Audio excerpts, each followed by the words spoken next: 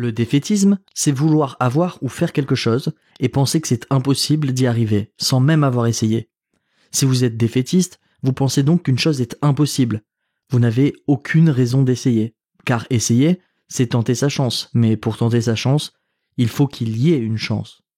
Pour prendre un exemple simple, si vous êtes persuadé que vous ne pouvez pas arriver à un magasin avant sa fermeture, vous ne sortirez pas de chez vous. Mais si vous vous dites qu'il y a très peu de chances pour que le magasin soit encore ouvert, l'idée de sortir de chez vous n'est pas écartée. Si on peut prouver que ce n'est pas possible, ça n'est pas du défaitisme, mais beaucoup font l'amalgame entre penser que c'est impossible et savoir que c'est impossible. On ne peut pas prouver avec certitude ce qu'il va se passer dans le futur. Alors, une grande majorité de prédictions d'une défaite est en fait une expression du défaitisme. Il faut alors faire attention à comment on exprime les choses pour éviter de diminuer la volonté d'action d'autrui. Si vous dites par exemple qu'il est impossible de voler dans le ciel, vous avez bien moins de chances de convaincre des gens d'essayer de concevoir un avion que si vous disiez que personne n'a encore réussi à voler dans le ciel. Le défaitisme est démobilisateur et on doit faire tout ce qui est en notre pouvoir pour l'empêcher de sévir. Il est tout à fait normal d'être parfois dans un état d'esprit qui nous pousse à penser que quelque chose est impossible, même si rien ne nous permet de l'affirmer. Se sentir défaitiste est tout à fait naturel, bien qu'assez néfaste.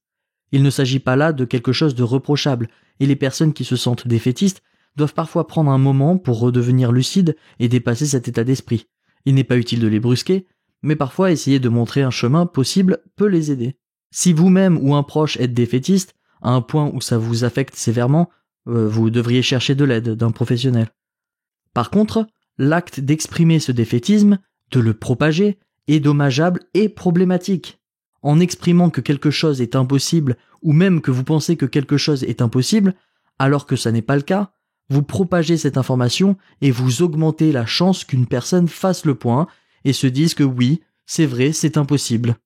Cette personne-là a alors plus de chances de tomber dans le défaitisme et de propager à son tour cet état d'esprit, et cela peut avoir un effet boule de neige qui pousse des masses entières à croire que rien n'est possible et à se démobiliser. Bien sûr, la démobilisation qui en résulte fait que la situation des personnes défaitistes a bien moins de chances de s'améliorer, rendant souvent leurs prédictions de défaite justes, ce qui peut leur donner l'impression qu'ils avaient raison de croire que c'était impossible. C'est un vrai cercle vicieux. Plus vous croyez que c'est impossible, moins vous essayez, moins vous pouvez réussir et plus vous croyez que c'est impossible. Il y a une solution très simple qui est de modifier subtilement la manière dont vous exprimez vos doutes sur l'avenir si vous sentez le besoin de les exprimer. Au lieu de dire que c'est impossible, comme vous n'avez aucun moyen de montrer que c'est impossible, arrêtez-vous aux faits. Dites en quoi ça va être compliqué, dites quels seront les challenges, car à partir de ce moment-là, vous laissez une chance à vous et à vos interlocuteurs, au lieu de partir du principe que ça n'est pas possible, d'essayer de dépasser ces obstacles. De plus, si quelqu'un exprime publiquement du défaitisme, prenez la parole pour ne pas laisser le défaitisme se propager. Expliquez calmement un cas de figure, un chemin où c'est possible, pour montrer qu'il y a une raison d'essayer de continuer. Il va falloir dépasser le défaitisme, car le défaitisme est inutile et néfaste pour parvenir à nos fins. Et pourtant, il est aujourd'hui omniprésent, sans doute parce qu'il permet à certaines personnes de justifier leur inaction confortable. Venons-en à bout en ne diffusant pas ce défaitisme quand nous en sommes victimes, et en s'y opposant quand il est exprimé publiquement. Ou alors on est foutu quoi. Ou alors sinon on n'y arrivera jamais quoi.